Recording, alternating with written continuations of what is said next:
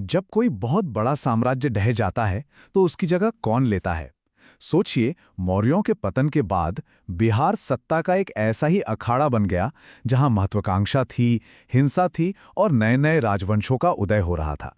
तो चलिए देखते हैं कि इस उथल-पुथल भरे दौर में आखिर हुआ क्या था। देखिए, एक विशाल साम्राज्य के गिरने से जो खालीपन आता है ना, वो कभी खाली नहीं रहता। मौर्यों के बाद बिहार में भी ठीक यही हुआ। वो एक जबरदस्त बदलाव का दौर था, बाहरी हमलों का दौर था और नए राजवंशों के उभरने का दौर था। हर कोई उस खाली सिंहासन को भरने की होड़ में लगा हुआ था। तो मौर्यों के बाद मगध पर कब्जे के लिए कई ताकतें उठीं और गिरीं। सबसे पहले आए शुंग, जो मौर्यों के पतन के ठीक बाद उभरे।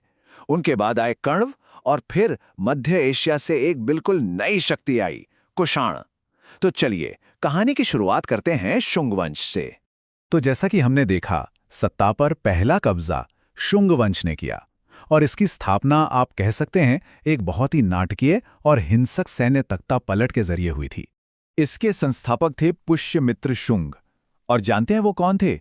वो मौर्य सेना के ही सेनापति थे। उन्होंने अंतिम मौर्य सम्राट बृहद्रथ यानी अपने ही राजा की हत्या करके सत्ता अपने हाथ में ले ली। सोचिए, ये कितना साहसी और क्रूर कदम रहा होगा। मगध में अपनी राजधानी बनाकर पुष्यमित्र ने अपना प्रभाव उत्तरी और मध्य भारत के एक बहुत बड़े हिस्से पर फैला दिया। उनका साम्राज्य मगध से लेकर मालवा और बरार तक फैला हुआ था, जो साफ साफ उनकी सैन्य ताकत को दिखाता है। और बात सिर्फ इतनी ही नहीं है। उनकी सैन्य जीत की कहानियां सिर्फ इतिहास तक ही नहीं रहीं, बल्कि साहित्य में भी अमर हो गईं। भारत के महान कवियों में से एक कालिदास ने अपने मशहूर नाटक मालविकाग्निमित्रम में विदर्भ के राजा पर उनकी जीत का जिक्र किया है। इससे अंदाजा लगता है कि उस समय उनकी शक्ति और प्रसिद्धि कितनी ज्यादा रही होगी। अब यहाँ पुष्यमित्र की कहानी में एक बहुत दिलचस्प मोड़ आता है। उनकी धार्मिक नीति को लेकर एक बड़ी बहस है। कुछ बौद्ध ग्रंथ जैसे दिव्यावदान उन्हें बौद्धों पर जुल्म करने वाला बताते हैं, लेकिन पुरातात्विक सबूत एक बिल्कुल अलग कहानी कहते हैं। वो दिखाते हैं कि उन्हीं के शासनकाल में सांची और भरहुत जैसे महान बौद्ध स्तूपों को और बड़ा और भव्य बनाया गया। तो फिर सच क्या है? हो सकता है कि वो एक चतुर शासक थे जो अपनी ब्राह्मणवादी आस्था के बावजूद बौद्ध कला को बढ़ावा देकर स्थिरता बनाए रखना चाहते थे। ये वाकई एक दिलचस्प ऐतिहासिक पहेली है। लेकिन एक बात तो पक्की है, शिलालेख बताते हैं कि वो ब्राह्मणवादी परंपराओं को बहुत मानते थे। उन्होंने 2 बड़े अश्वमेध यज्ञ करवाए। ये एक ऐसा अनुष्ठान होता था जिसमें राजा की संप्रभुता दिखाने के लिए एक घोड़े को खुला छोड़ दिया जाता था, और इन यज्ञों के मुख्य पुरोहित कोई और नहीं बल्कि महान विद्वान पतंजलि थे। तो शुंग वंश का अंत कैसे हुआ? ठीक वैसे ही जैसे उनकी शुरुआत हुई थी, एक और तख्तापलट से। और इसी के साथ शुरू हुआ कर्ण वंश का एक छोटा सा दौर, जो उस समय की राजनीतिक उथल-पुथल का एक बढ़िया उदाहरण है। कहते हैं ना, इतिहास खुद को दोहराता है। यहां भी बिल्कुल वही हुआ। जैसे शुंगों ने मौर्यों को हटाया था, ठीक वैसे ही कण्व वंश की शुरुआत तब हुई जब एक मंत्री वासुदेव कण्व ने आखिरी शुंग राजा देवभूति को गद्दी से हटा दिया। ये सत्ता के लिए संघर्ष का एक और अध्याय था। अब मैदान में एक बिल्कुल नई और शक्तिशाली टीम आती है, कुषाण।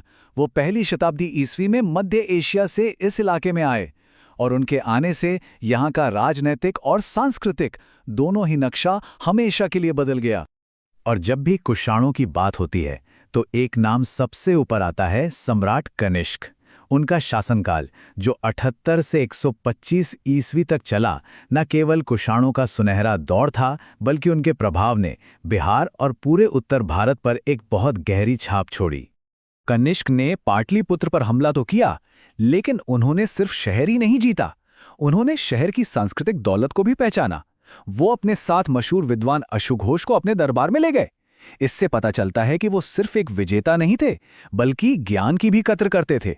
तो सवाल ये है कि कुषाणों ने बिहार पर ऐसा क्या असर डाला जो आज भी कायम है? उनकी विरासत सिर्फ जीती हुई लड़ाइयों की कहानियों में नहीं है, बल्कि उन ठोस चीजों में है जो आज भी हमारे बीच मौजूद हैं, जैसे कि सिक्के और कैलेंडर।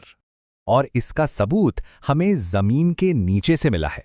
बिहार में कुषाणों की मौजूदगी का पक्का सबूत है उनके सिक्के, जो इस पूरे इलाके में खुदाई में मिले हैं। चिरान से लेकर बोधगया तक हर जगह उनके सिक्के मिलना बताता है कि उनका प्रभाव कितना गहरा था। लेकिन शायद सिक्कों से भी ज्यादा टिकाऊ चीज जो कनिष्क ने दी वो था एक नया कैलेंडर, शक सम्मत। इसकी शुरुआत उन्होंने अपने राज्याभिषेक के साल यानी 78 ईस्वी में की थी। और कमाल की बात यह है कि ये आज भी हमारे साथ है। यही कैलेंडर आज आधिकारिक तौर पर भारत सरकार इस्तेमाल करती है। तो अगली बार जब कोई राष्ट्रीय कैलेंडर देखें तो याद रखिएगा कि इसकी जड़ें 2000 साल पहले सम्राट कनिष्क के समय में है। लेकिन जैसा कि हमने इस पूरी कहानी में देखा, कोई भी साम्राज्य हमेशा के लिए नहीं रहता। कुषाणों के पतन के बाद एक और शक्ति, लिच्छवी शासक, ने उस खाली जगह को भरा और सत्ता के बदलाव का पहिया एक बार फिर घूम गया। ये हमें याद दिलाता है कि बिहार का इतिहास हमेशा से ही शक्ति के इस लगातार चलने वाले खेल का केंद्र रहा है। तो उनके बाद कौन आया? खैर, वो एक और कहानी है।